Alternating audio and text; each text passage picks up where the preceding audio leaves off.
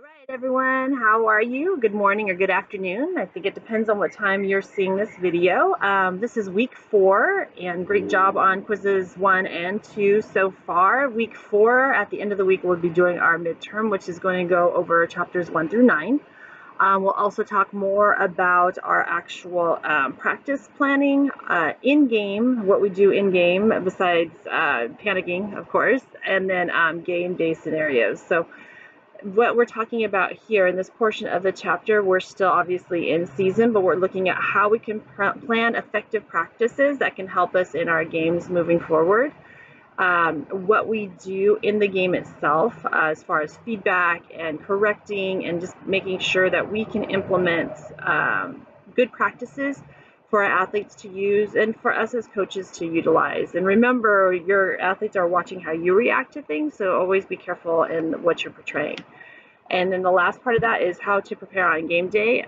So the 3 components actually have a lot to do with each other. Practices, like I always did in my practices while getting ready for game day, I'm looking at who the opponent is, strategizing different plays for that opponent, preparing my athletes mentally and sometimes physically. If there's a team that's maybe a little more physical, just getting them ready for that.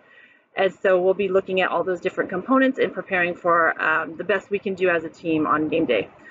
So again, we'll be going over a midterm for chapters 1 through 9 at the end of the week, and then also we'll be talking about our team observation project. Now, being that we are in the situation we are, it's kind of hard to watch a team practice, unfortunately, and not a lot of teams are practicing, and if they are, they're not allowing a lot of people around.